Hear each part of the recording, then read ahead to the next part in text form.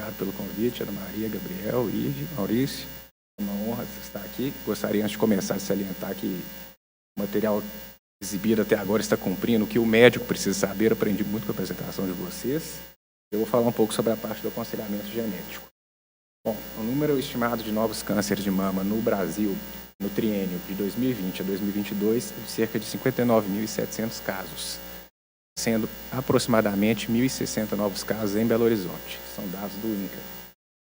Estima-se que cerca de 10%... João, por favor, eu gostaria de te pedir para falar um pouco mais próximo do microfone. Melhorou? Agora sim, até eu ouvi. Estima-se que cerca de 10% dos pacientes diagnosticados com algum tipo de neoplasia podem ter algum componente hereditário, que aumenta a probabilidade da pessoa desenvolver neoplasias. Bom, e sobre o aconselhamento genético da saúde das mamas, é importante começar falando do câncer de mama e ovário hereditários, que é uma síndrome caracterizada pelo aumento do risco de desenvolvimento de câncer, tanto no sexo feminino quanto masculino. Câncer de ovário, que também inclui as trompas, e câncer peritoneal primário, e em menor extensão, outros cânceres como próstata, câncer e de pâncreas. Os riscos exatos eles diferem dependendo da variante, se for no gene BRCA1 ou BRCA2.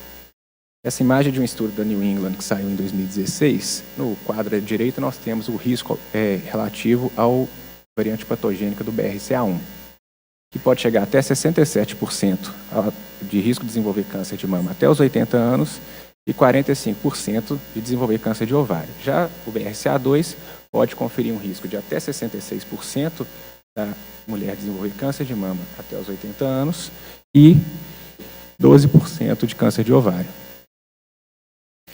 Essas variantes patogênicas, elas são herdadas de maneira autossômica dominante, ou seja, 50% de probabilidade da pessoa herdar o genótipo. O fenótipo depende também da penetrância do gene. A penetrância é quantos indivíduos que tem, quantos indivíduos que vão expressar. A penetrância, ela leva um coeficiente de adaptabilidade. Nem todos os indivíduos vão expressar isso e a análise do heredograma pode ficar comprometida com isso.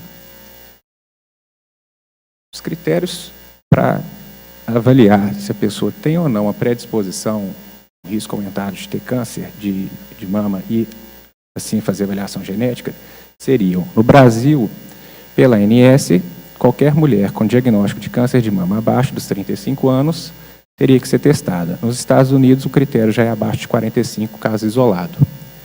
Abaixo de 50 anos, quando são dois casos, ou na mesma paciente, que seria um câncer bilateral, ou um caso de câncer de mama, abaixo dos 50 anos, mais um parente com câncer de mama. E abaixo dos 60 anos de idade, com padrão triplo negativo, que o Maurício acabou de falar, seriam os receptores hormonais negativos e HER2 negativo. Um outro dado que é utilizado é quando não tem informações da família. Qualquer uma das duas linhagens que tenha menos de 2 mulheres vivas, ou o paciente é adotado ou não tem contato, já é um critério para realizar a pesquisa. Pode-se usar câncer de mama em qualquer idade, mais um parente que tenha câncer de ovário, um parente masculino com câncer de mama, ou pelo menos 2 parentes com câncer de mama, próstata ou pâncreas. Uma paciente com câncer de ovário isolado em qualquer idade é critério para pesquisa, um paciente do sexo masculino é critério para pesquisa, e quando pesquisar um paciente saudável, somente se tiver uma mutação familiar identificada. Isso é um desafio, porque muitas vezes o índice pode ter falecido, pode ser a mãe da paciente, a avó da paciente, que teve idade precoce, e a gente fica descoberto em termos de respaldo aí para investigar. E é necessário falar de Li-Fraumeni, principalmente na região sudeste, que também é uma síndrome que pode abrir com câncer de mama. Ela é uma síndrome de predisposição de vários tipos de neoplasia, e o risco ao longo da vida em indivíduos com Li-Fraumeni de desenvolver qualquer tipo de câncer é 70% e 90% para mulheres. 5 tipos de tumores são responsáveis pelo espectro de Li-Fraumeni: carcinomas adrenocorticais, o câncer de mama, tumor do sistema nervoso central, osteosarcoma e sarcoma de tecidos moles. Esse gene foi introduzido pelos bandeirantes na região sudeste do país e, na análise durante a anamnese, é possível perceber, por exemplo, às vezes a paciente teve câncer de mama em idade precoce, abaixo de 50 anos, e é uma pessoa que relata que um tio teve câncer de pulmão, alguém teve câncer ósseo, ou um tumor de cabeça. Geralmente é desse jeito que eles falam, mas basicamente Lifraumene pode ser quase qualquer tipo de câncer. É uma herança autossômica dominante também, tem uma penetrância mais elevada e cerca de 7 a 20% dos casos são variantes novas. Os critérios para pesquisa se sobrepõem ao de câncer de mama hereditário. Câncer de mama abaixo dos 35 anos tem que pesquisar tanto BRCA quanto TP53. Uma mutação familiar identificada sempre tem que pesquisar. Um paciente com tumor do espectro de Lifraumene, que seria qualquer uma dessas neoplasias, mais um parente com diagnóstico do espectro abaixo dos 56 anos. Quando tem um paciente com sarcoma abaixo dos 45 anos, mais 2 parentes com história de câncer abaixo dos 45 anos, tem que pesquisar o TP53. Múltiplos tumores abaixo dos 46 anos, ou carcinoma adrenocortical isolado, carcinoma do plexo coroide isolado, ou rabdosarcoma em qualquer idade isolados. Bom, eu vou pegar um gancho do que a Ive falou de custo-efetividade, que eu achei sensacional, trazendo esse artigo que foi da Mayo Clinic, publicado em 2019, que já discutia essa sobreposição dos espectros sindrômicos de câncer hereditário.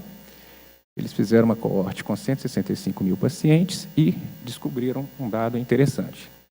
Se pesquisarmos somente BRCA1 e BRCA2 em quem tem critério para BRCA1 e BRCA2, você identifica 33% somente de pacientes com a variante BRCA1 e BRCA2 e 70% dos pacientes ficam descobertos com outras mutações.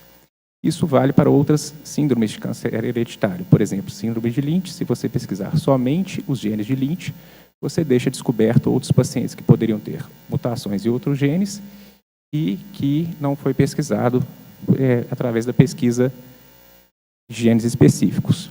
Esse estudo saiu na New England esse ano, fazendo mais ou menos a mesma coisa, foi com 113 mil mulheres, e esses aqui seriam os genes que têm relação com risco de câncer de mama, começando aqui do gene da neurofibromatose para cima.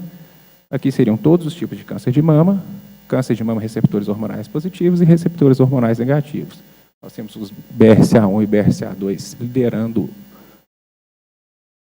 o risco de desenvolvimento de câncer, mas nós já temos outros genes, PALB2, TP53, CHEK2, o gene da síndrome de Cauda, entre vários outros. Portanto, a conduta, isso aqui é uma foto do nosso DNA com os genes distribuídos nos cromossomos. Eu falo sempre para os pacientes, isso é como se fosse uma estante de livros, tem 46 livros, nós vamos ver se tem algum erro em alguns genes. A conduta hoje em dia, que é o melhor custo, que representa o melhor custo-efetividade, também é realizar um painel genético, que basicamente resume a paciente fazer um exame de sangue, ou pode ser por saliva, dependendo do laboratório, vai isolar o DNA e fazer o sequenciamento desses genes, que tem relação com câncer de mama, ovário, entre outros. Isso aqui é um exemplo de um painel com mais ou menos 40 genes. A gente pode observar que tem o BRCA1, BRCA2, o TP53, entre muitos outros. Aproveitando o último minuto da apresentação, esse dado aqui não é publicado, mas é um dado da equipe daqui, levantado de Belo Horizonte, entre 1º de julho de 2019 e 1º de julho de 2020, nós ainda estamos levantando, das pacientes encaminhadas pelos mastologistas, oncologistas ou encaminhamento próprio para pesquisa de genética, aconselhamento genético, tanto na Unimed BH, Cetos Oncologia e Hospital Felício Roxo. A gente tem um N de 286 pacientes nesse ano, de 2019 a 2020, 274 mulheres e 12 homens, idade entre 26 e 87 anos, média de 52 anos, com indicação de pesquisa. Mutação patogênica ou provavelmente patogênica em qualquer gene foi identificada em 15% das mulheres. Isso é uma amostra da nossa comunidade aqui de Belo Horizonte. Sendo que, desses 15%, metade foi em BRCA1 e BRCA2. E a outra metade em outros genes, 7% mais ou menos. E uma paciente, que também tem estudos que mostram isso, que tem 2 mutações em genes diferentes. A questão de identificar também pacientes que são portadores de mutações em mais de um gene é importante, a questão de, inclusive, aconselhamento genético reprodutivo e casamento por seleção, que às vezes as pessoas se atraem por pessoas que têm um genótipo semelhante. Então, o aconselhamento genético ele visa identificar e tentar antecipar um rastreio em pacientes que podem ter um risco aumentado para desenvolver câncer, não necessariamente implica em condutas cirúrgicas. Era isso que eu tinha para falar. Agradeço honrosamente a presença aqui.